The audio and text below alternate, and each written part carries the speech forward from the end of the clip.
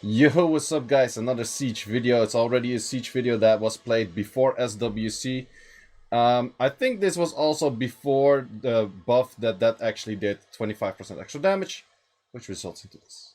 But that's not the point of this video. This also didn't kill. If I crit just once, it would have been fine, but whatever. Okay, can happen. So I think I should stop using this team. Or Afterbirth is better. Whatever. So the main point of this video is going to be siege defenses. What kind of siege defenses should you focus on? What's the concept of the siege defense? What does work, what doesn't work? And you do hear a lot that especially lower end guilds are like, yeah, we just make whatever and anything that works is kind of fine. I would do really emphasize also lower guilds, like let's say Conqueror ranks or maybe even Fighter ranks, lower Guardian ranks, everything. Try to find that common ground where you have repeatable defenses. Because especially for lower ranks, it's way more important. And let me explain you why. Because if in lower ranks, often the how active people are to hit the siege is less, right? But if I would have to solo a whole tower of 5 different defenses, that's very doable. Because I can just use 5 different counters, 5 different offenses, 5 different everything, and you will get there at some point. But if I have to hit 5 times the exact same defense, I maybe, especially in lower ranks, have like 1 or 2 good counters, and then it's already like, okay, I'm using something that could win, but it's probably not going to win. So for that reason, it's really good to actually have defenses that are the same. And if you say at lower ranks, like, yeah, but not the whole guild has a Savannah, but not the whole guild has a this, not the whole guild has a Molly, try to find that common ground, because it's actually a lot better to have multiple defenses, like the same defense. It's way better to have that rather than one defense that could shine sometimes really well. So for that reason, try to find those free-to-play options, because actually the free-to-play options you have out there right now for defenses are actually pretty good. You can very easily, if you say net force, you could very easily just go Carcano, Vigor, Triana. Pretty much free-to-play. Sure, Carcano maybe you have to get from like an event, or you have to get it from the Summoning Stone rotations. Triana, same thing I think, but most likely you have a Triana already. Probably you have a Carcano already as well, because it's kind of meta. But for those reasons, that's a very simple defense that would work. Let's say net 5s. Okay, net 5s may be a little bit different, because not everyone has the same net 5s. Most of the net 5s that are free to play are not really good for defense, right? But then, even then, you can still check out, like, okay, do we at least have 5 Sierras in the guild? Okay, could we maybe do a Sierra comp? Because Sierra comps in higher ranks is not that crazy good, but it's still doable. And also check any of those videos. If there's any defense, Gianna's a shit unit, by the way. But besides that, Sierra's also a shit unit. Did she also miss the bomb? She missed that bomb.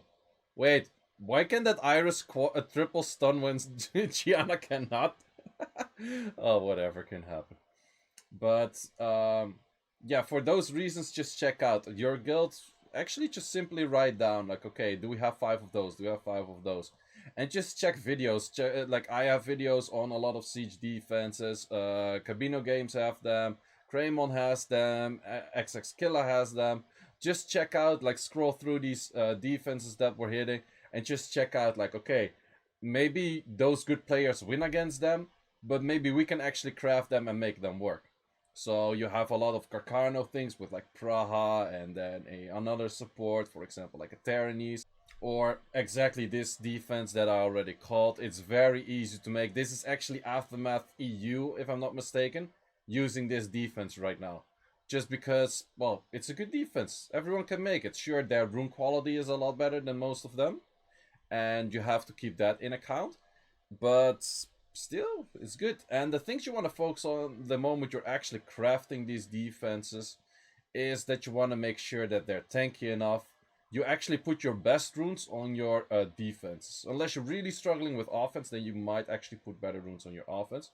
But in most cases, you want to put your best runes on defense. And after you build all of your defense, then you can start looking towards, like, okay, for which offense units do I want to use these runes as well.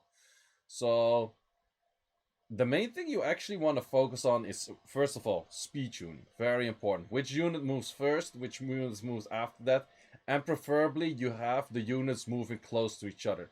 If you have, let's say, a Vigor that moves at like 190, like plus 190, and then you have a Kakano that moves at like plus 80, and then a Triana that moves at like plus 50, there's so much of a gap that it doesn't really work. Most of the time you want to have your Triana move last so she can put up immunity for the whole team, for example. So, but if she does that way too late, then the enemy has a gap of actually doing their skills, right? So also for this, you want your speed tuning, but you also want tight tuning, that your units move close after each other, they can support each other like in between hits, and not that at some point you have a very long gap of units, enemy units moving in between when you just got rid of your will runes because that one unit did outspeed but the other did not, and those kind of things. So if you're crafting defenses, that's one of the pointers to look out for. And also very important is what kind of artifacts would you put on your units, especially since your defense units are often like, you want to focus on being tanky. For example, Karkanos, it's very common to go slot 6 HP, so you go speed crit rate HP or speed crit damage HP or even attack crit damage HP or yeah, attack. I haven't really seen at the HP crit damage HP. You could do it. There are some scenarios where it actually does make sense. Let's say if you have a unit that is healing based on total HP and not on the HP of that one unit. For example, a Wusa is healing based on its own HP, whereas a Vigor S2 or a Triana S2 or a Molly passive, they all do their stuff based from the HP of the receiver. So the higher the receiver's HP is, the more they also heal for that reason. So that's also something to play around with. Of course, you have to make sure that your unit doesn't hit like a wet noodle, so you still have to keep your crit rates up, your crit damage is up. There's always also a discussion like, could you go for more or less crit rate because it's RNG on the defense anyways? Could be, but I would recommend you to still aim for, let's say, 85 crit rate at least. You don't really have to go for 100 crit rate on defense, in my opinion, because 9 out of 10 your unit is hitting elemental advantage, because that's what defense does. It just goes straight elemental advantage, which means 85 crit rate becomes 100 crit rate. But also with that, on artifacts, you can think like, okay, which unit is very likely to hit me? If your team is very susceptible to Lucian teams, you start adding the minus wings. If your team is probably killed by a, let's say, an MST team, the Martina, Shaina, Triana, it's often countered by water units. So you add minus water. And with that, you can kind of like play around, toy around, see what works. Also, it's a good thing, let your guildies hit your defense. Because you can be like, okay, I counter Lucian right now. And then your guildie is like, yo, but sure you counter Lucian. Cool for you. But I would hate it like this and this and this. And then you're like, yeah, but at least I countered Lucian. Is like, yeah, but no one's going to Lucian. It's like, good for you that you counter Lucian. But if no one Lucians you, you can counter Lucian all day, but you're not going to get any defense successes. So that is a thing that you have to focus on. But one thing I also do want to give to you, do not over-focus on defense. It's better, if you want to improve in Siege, it is better to improve in offense rather than in defense. Because offense is something you fully control. Sure, people would say like, yeah, but RNG, like defenses have more RNG, blah, blah, that kind of stuff. Yes, to a certain extent. But you can almost always make a team against anything that they need an insane amount of procs to actually win. Like, for example, take this team. Sure, not everyone is going for an aerial here in the middle. They probably, a Praha there is a lot better.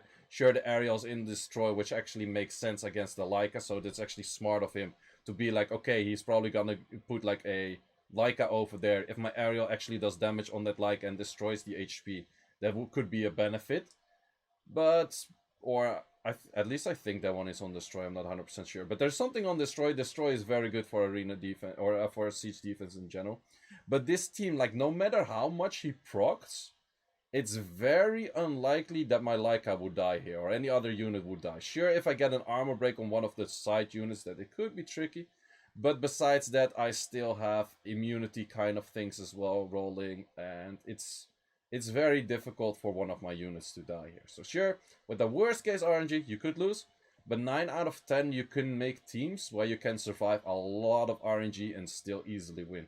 So I do want to emphasize, besides this video focusing on making better defenses, focusing on offense is just where you're gonna get the best results for your whole guild in general. If everyone has very solid offenses, if people don't go in with those offenses like, okay, if I hit everything right now, if this unit strips, then this unit full AoE armor breaks, and then this unit fully does damage and then it works, then I'm gonna win. If not, that doesn't happen, you lose.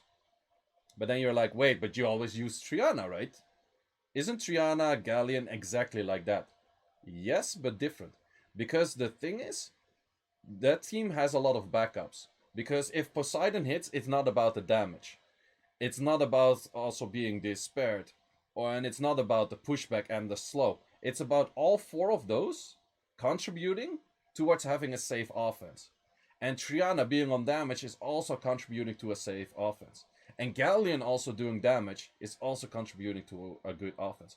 So besides your offense that is just betting for the strip, the armor breaks, and then the damage from one unit, my team with the Triana, Galleon, Poseidon actually does 6 more things of being tanky, pushing back, despair stunning potentially, slowing units, and having the other 2 units on defense or on damage as well. And with that all, you actually craft like safe offenses. And this, sure, it's taking a while. But did I ever get kind of close to being killed? Not really. Yeah, Figure got an armor break in 1 hit, but you got Lulu in there. It's not that bad. So that in general is what you should focus on. You could, however, also go for these more or less tricky offenses. This, I think, is kind of one of those in-between. Moment I miss bombs, I'm dead. I'm legit dead. And I thought, okay, I have 3 debuffs, he's probably not gonna strip and stun. Oh, we got a strip and stun over there, right? So we do have 1 bomb. This is kind of tricky. This definitely is kind of tricky. So this is one of those more tricky offense. I also do think if Beta was a Triana, it would also be safer. No, actually I took Beta for the double buffs, to have more buffs on my units and therefore be less likely to be stripped. So with that said, it's not the worst offense, but it is somewhat tricky to some extent. We do we have enough damage to kill? We don't have enough damage to kill. And we'll get into the tricky part. Because my Dover actually doesn't do that much damage on S1, and it will take a little while to get S2 back up. Reason I'd go for a revive there is because I want a diversion for this kill, because if that hit the Dover, I would have had some serious issues. So, moment we take bombs, we miss bombs. That's what you do with bombs, boys. You miss them. And that's not always good. Well, at least we kill 1 unit, so it's 2 against 1. And Dover has his S3, which is really nice. That does help out quite a lot. But the issue is, that thing actually took back his passive. But yeah, in the end we still win. Is this the safest offense? Probably not. Would I be malding if this lost? Yeah, but this is one of those offenses. It's kind of safe, but it's also kind of nuts. So that's it for all of the hits that I did in this video. Got another 9 out of 10. Been having a lot of 9 out of 10s in these recent videos. But the thing is, I can actually notice from when I was in doubt and not really focusing on the offenses, I mostly got like, still like I did some 10-10s there, but it always had like 2 or 3 fights which were like, I'm not sure about this one. And then sometimes I got like 7 out of 10 or 8 out of 10. Recently I've been getting pretty consistent 9 out of 10 here and there, 10 out of 10.